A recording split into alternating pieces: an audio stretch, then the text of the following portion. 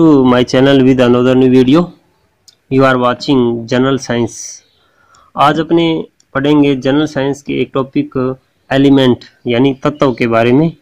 और तत्व है वो एक तरह से जितने भी राजस्थान के RSSB राजस्थान कर्मचारी चयन आयोग में जितने भी कम्पिटिटिव एग्जाम होते हैं, जैसे लैब असिस्टेंट है, फार्मासिस्ट है, पटवार परीक्षा है, तो इन परीक्षाओं के अंदर अपने जनरल साइंस के जो टॉपिक है उनमें एक एलिमेंट जो तत्व है उसका एक पूरा का पूरा चैप्टर दिया है। तो आज उसके बारे में अध्ययन करेंगे। तो अपने बात करते हैं सबसे पहले तत्व यानी एलिमेंट।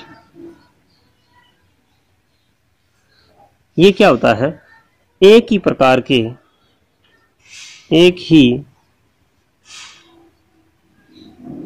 प्रकार के परमाणुओं से बने पदार्थ को तत्व कहते हैं। देखिए, यानी एक ही प्रकार के परमाणु हैं और उनसे बने हुए तत्व जो भी पदार्थ होते हैं वो तत्व कहलाते हैं। ये तत्व हैं, जैसे अपनी बात करें, Ag है, सिल्वर बोलते हैं, Au है, ओरम सोना होता है, Fe है, फेरम होता है या आयरन होता है, एल्यूमिनियम यानी ETC आदि। ये क्या है? एक तरह से एक प्रकार के एलिमेंट है या तत्व है। अब अपनी बात करते हैं, ये जितने भी मैंने लिखे हैं वो क्या है? एकल परमाणु है। क्या है? या एक परमाणु होते हैं। क्या होते हैं? ये एक परमाणु होते हैं। एक परमाणु मतलब इसमें परमाणुओं की संख्या क्या है? एक ही होती है और एक के कारण इनका अस्तित्व होता है। इसके अलावा अपनी बात करें H2, O2, N2,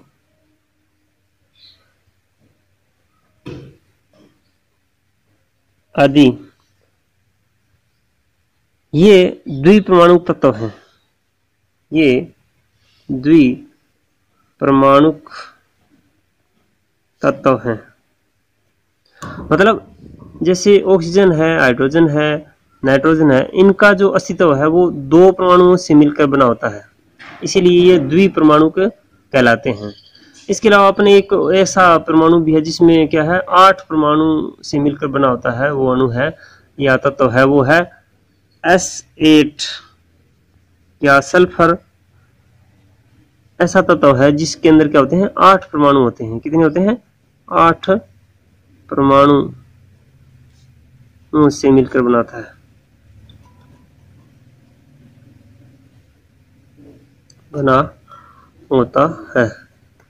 तो इम्पोर्टेंट है, ये 8 प्रकार के परमाणु हैं, एक ही प्रकार के परमाणु हैं और उनसे मिलकर बना होता है, वो होता है सल्फर। अब अपनी बात करें, अब तक है ना 18 तत्व खोजे जा चुके हैं। सॉरी, 118 तत्व खोजे जा चुके हैं। 118 तत्व हैं वो खोजे जा चुके हैं। इसमें नेचुरल रूप से भी हैं और आर्टिफिशियल भी हैं, मतलब एक तरह से प्रयोगशाला में बनाए गए हैं। तो इनमें से क्या है? इनमें 94 तत्व हैं। 94 तत्व प्राकृतिक रूप से पाए जाते हैं, यानी 94 तत्व हैं या 94 तत्व हैं वो प्राकृतिक रूप से पाए जाते हैं। बाकी 24 तत्व हैं वो प्रयोगशाला में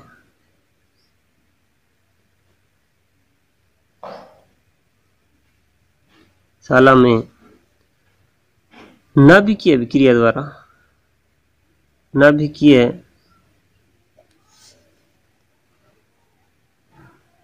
द्वारा संश्लेषित किए जाते हैं।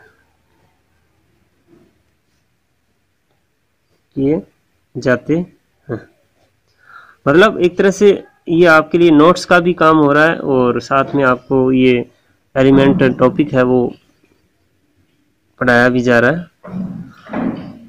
तो ये क्या है, 24 तत्व ऐसे हैं जो अभिक्रियाओं द्वारा बनाए जाते हैं या प्रयोगशालाओं में मानव द्वारा निर्मित किए जाते हैं। तो एक तरह से ये पूछा जा सकता है कि मानव निर्मित तत्व हैं वो कितने हैं। तो मानव निर्मित जो तत्व हैं वो कितने हैं, निर्मित तत्व हैं वो कितने हैं, 24 हैं। और जो नेचुरल रूप से पाए जाते हैं वो कितने हैं, जो नेचुरल रूप से, नेचुरल टाइप्स जो भी पाए जाते हैं वो कितने हैं, 94, मतलब 94 तत्व हैं। अब इसके बाद में अपने बात करते हैं तत्व हैं वो कितने प्रकार के होते हैं। यानी तत्व हैं 3 प्रकार के होते हैं। कितने प्रकार के होते हैं, तत्वों को 3 भागों में बांटा गया है।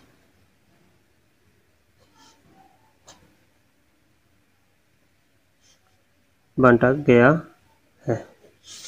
अब वो 3 भाग कौन कौन से हैं। पहला तो है धातु। धातु, धातु की बात करें यानी मेटल होते हैं। और सबसे इंपॉर्टेंट बात यह है कि ये चमकीले होते हैं। ये चमकीले होते हैं। और दूसरा इसका जो गुणधर्म है वो ठोस और कठोर भी होते हैं। ठोस व कठोर भी होते हैं। और इसके अलावा तीसरा इसका गुणधर्म या प्रॉपर्टीज है वो है ये ऊष्मा के चालक होते हैं। ऊष्मा व विद्युत के भी, विद्युत के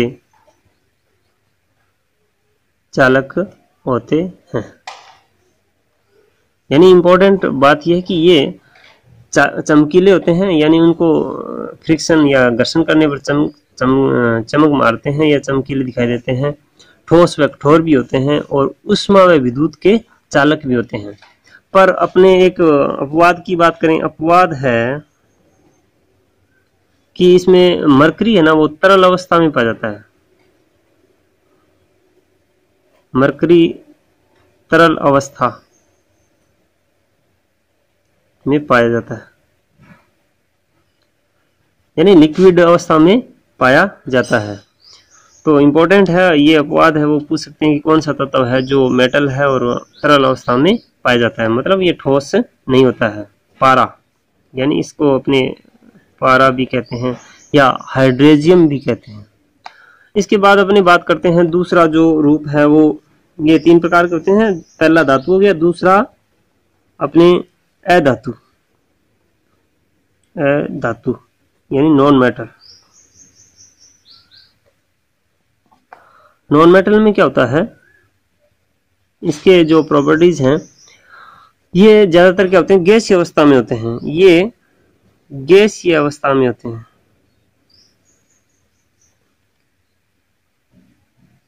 गैसीय अवस्था में पाए जाते हैं। ये गैसीय अवस्था में पाए जाते हैं और ये विद्युत व ऊष्मा के कुचालक होते हैं।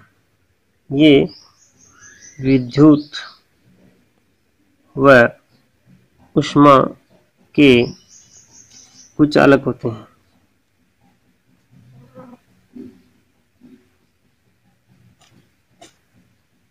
ठीक है।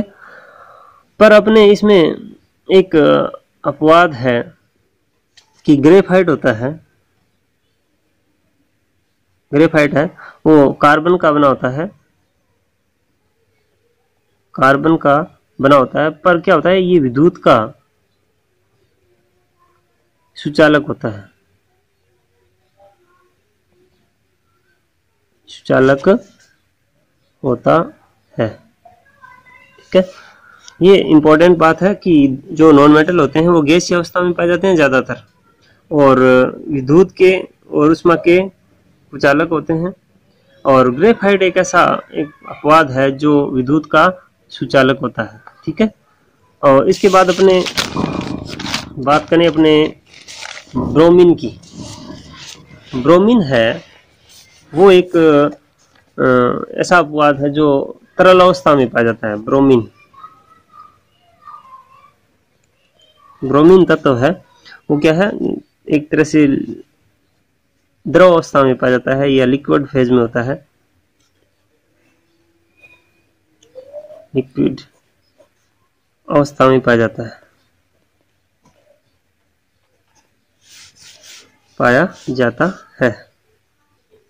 तो साथ में आप इसको पेन कॉपी लेकर आप इसको उतार भी सकते हैं और बार बार इसको पढ़ भी सकते हैं। अब इसके बाद में तीसरा जो प्रकार है वो कौन सा है, उपधातु।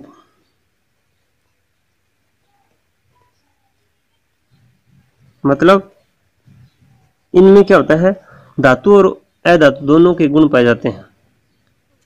यानी ये अपने कहें धातु व अधातु, धातु अधातु दोनों के गुण इन तत्वों में पाए जाते हैं।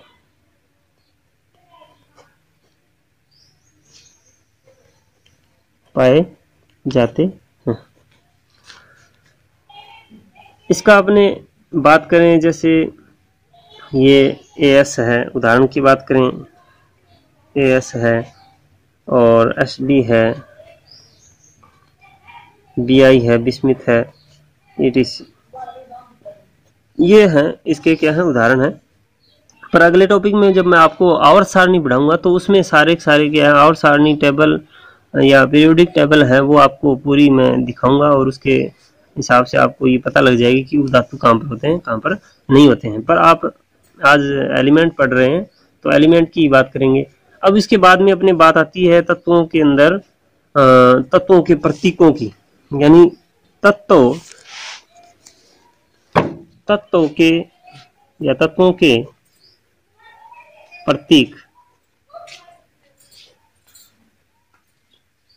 तत्वों के प्रतीक यानी यहाँ पे प्रतीक क्या है और तत्व क्या है। तत्व एक ऐसा, यानी तत्व का जो प्रतीक है ऐसा संकेत होता है जो अक्षर के रूप में लिखा जाता है। यानी तत्वों को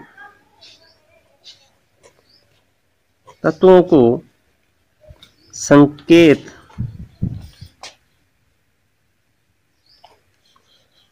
के रूप में लिखना प्रतीक कहलाता है।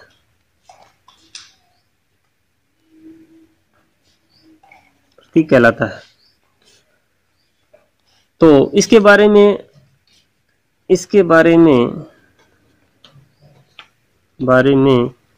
सर्वप्रथम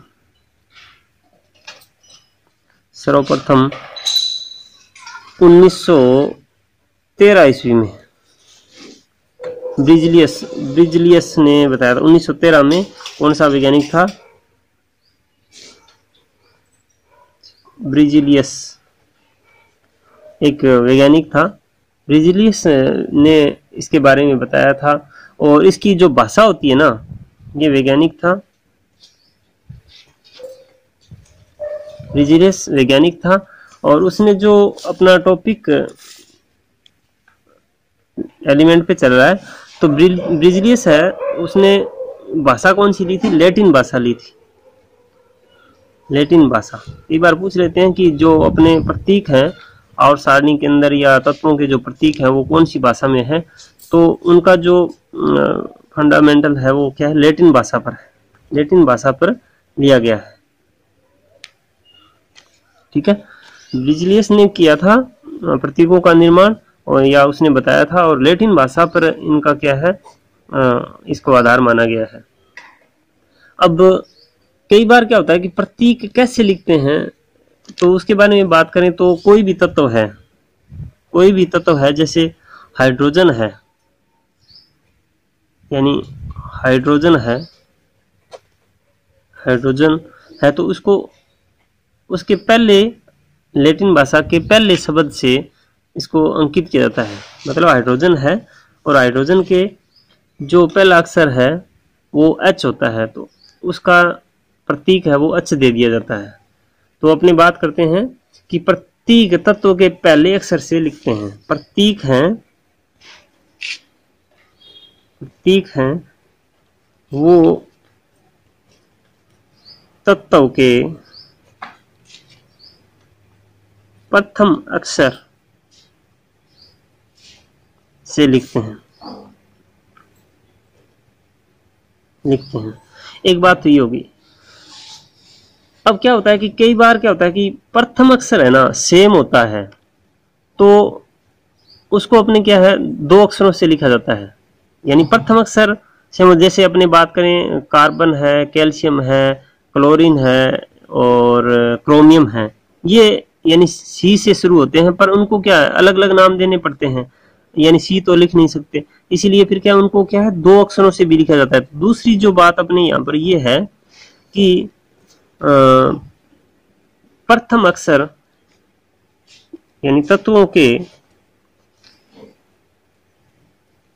प्रथम अक्षर समान हो तो प्रतीकों को दो अक्षरों में लिखा जाता है। अब देखिए कैसे, जैसे कार्बन है, इसको अपने सी से लिखते हैं, कार्बन को सी से लिखते हैं, यानी प्रतीक सी होता है। इसी प्रकार अपने कैल्शियम की बात करें, कैल्शियम को अपने Ca से लिखते हैं, Ca से लिखते हैं। और क्लोरीन की बात करें, क्लोरीन है तो इसमें Cl लिखा जाता है, CH को छोड़कर L लिखा जाता है। यानी एक तरह से ये रहे कि उनके सेम नाम वो दोबारा प्रतीक में ना आए, इसलिए उनको क्या है थोड़ा सा वेरिएशन देने के लिए क्या है ऐसे शब्दों का यूज किया जाता है जिससे आसानी से पहचान हो जाती है। ठीक है, अब अपनी बात करते हैं कैल्शियम का Ca हो गया, और क्रोमियम का क्या हो जाएगा Cr हो जाएगा, क्या हो जाएगा Cr हो जाएगा। इस तरह से क्या है ये अलग अलग प्रकार के क्या है तत्व हैं और उनको अपने इस तरह से लिखते हैं। अब एक बात और इम्पोर्टेंट है कि कुछ तत्व ऐसे होते हैं जिनका लैटिन भाषा के आधार पे नाम है वो अपने नहीं पढ़ते हैं, या जनरल में क्या होता है कि जैसे सोडियम है तो सोडियम का N होता है, Na होता है, तो उसको कैसे लिखते हैं, कुछ प्रतीक है ना वो लैटिन भाषा के नाम से लिखते हैं, पर उनका अपने इंग्लिश भाषा में कुछ नाम अलग होता है और लैटिन में कुछ अलग होता है, उनकी बात करते हैं। तो लैटिन भाषा के आधार पर, लैटिन भाषा के आधार पर जैसे बात करें प्रतीक क्या होता है, जैसे अपने आयरन की बात करें तो Fe होता है, तो नाम तो क्या होता है अपने इंग्लिश में आयरन होता है, और जो लैटिन भाषा में इसको क्या बोलते हैं फेरम बोलते हैं, क्या बोलते हैं फेरम, और इसका प्रतीक क्या होगा Fe होगा, क्या होगा Fe। इसी प्रकार अपने दूसरी बात करते हैं कॉपर की बात करें तो कॉपर को क्यूप्रम कहते हैं, क्यूप्रम, क्या बोलते हैं क्यूप्रम। और इसका जो लैटिन प्रतीक होगा लैटिन भाषा में जो क्यूप्रम है कॉपर का नाम, और इसको Cu लिखते हैं, क्या लिखते हैं C बड़ा लिखा जाता है, U छोटे या स्मॉल लेटर्स में लिखा जाता है। तीसरा जो बात करें अपने सिल्वर की, सिल्वर यानी चांदी भी कहते हैं, और चांदी का जो नाम है वो लैटिन में क्या होता है अर्जेंटम होता है, क्या होता है अर्जेंटम, और अर्जेंटम को Ag से लिखते हैं, भी किससे लिखते हैं Ag से। चौथी बात करें अपने सोना का लैटिन नाम होता है यानी गोल्ड होता है, गोल्ड, और अंग्रेजी में गोल्ड कहते हैं। और जो लैटिन में क्या बोलेंगे, ओरम बोलेंगे। क्या बोलेंगे, ओरम। और ओरम को AU लिखते हैं। सोने का जो प्रतीक होता है वो क्या होता है, AU। तो यहाँ पे ये थोड़ा सा कॉम्प्लिकेटेड है, ये जो टॉपिक पढ़ा रहे हैं वो क्या है, कॉम्प्लिकेटेड है, और इसी से प्रश्न है वो पुटअप होते हैं जनरल साइंस के अंदर। अब मरकरी की बात करें, मरकरी को अपने पारा भी कहते हैं, और पारे को अपने हाइड्रेजियम बोलते हैं। क्या बोलते हैं, हाइड्रेजियम। और इसका जो प्रतीक होगा वो क्या होगा, Hg होगा। हाइड्रेजियम मतलब H पहला हाई और GM, तो Hg लिया जाता है। एक अन्य और है टीन को अपने कहते हैं स्टेनम।